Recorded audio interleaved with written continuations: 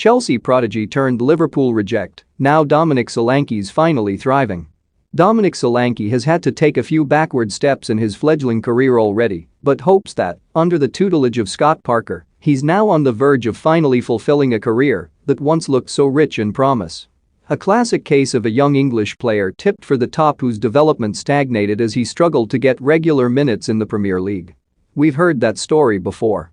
Now, at the age of 24, Solanke is thriving in the Championship, scoring 7 goals in his opening 10 games this term, no mean feat for a Bournemouth side who topped the table before Tuesday night's matches.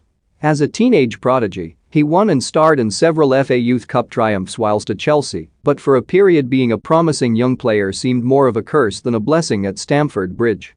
Only now are Blues youngsters being given the chance to thrive in the first team, which is why a free transfer switch to Liverpool made sense back in 2017. While his move to Anfield was well received, the reality proved quite different. Solanke scored just once in 27 outings for the Reds, struggling to break into their starting lineup under Jurgen Klopp, where Roberto Firmino, Mohamed Salah and Sadio Mane were becoming entrenched as the first-choice front trio, with cult fan favourite Divock Origi as backup. So when the Cherries parted with £19 million in January 2019 to sign a forward who had managed just a solitary professional goal, eyebrows were understandably raised. Clearly they invested in his clear potential, what the striker could be, not what he was.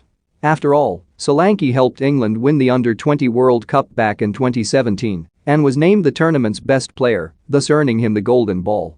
He joined a roll of honor that also included names like Paul Pogba, Lionel Messi, Sergio Aguero and Diego Maradona. The teenage sensation was also the first Englishman on the list. So the talent was undoubtedly there.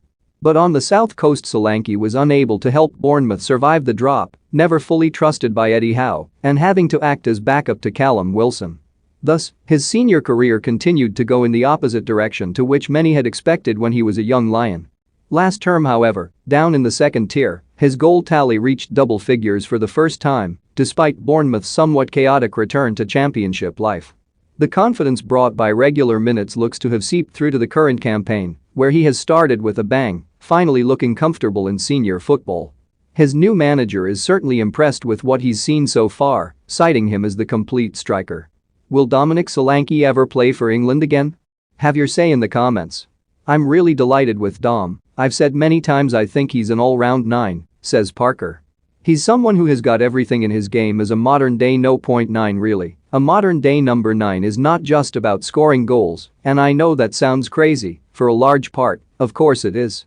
It's a big part of the job putting the ball in the net, that's why you have to pay them the most as it's the hardest thing to do in the modern game. Solanke's teammates have been equally as impressed with him. Ryan Christie was bought in from Celtic in the summer, regularly working in tandem with Crystal Palace new Boyod Son-Edouard, and his expectations for the striker were certainly met. Listen, it only took me 10 minutes playing with Dom to realize how good a player he is, he said. Before I joined, you are aware of good players like him, but when you come in and play with them, play in the same team, you appreciate how good he is. Solanke once rubbed shoulders with Brazil's Samba stars during England's 0-0 draw with Brazil back in 2017.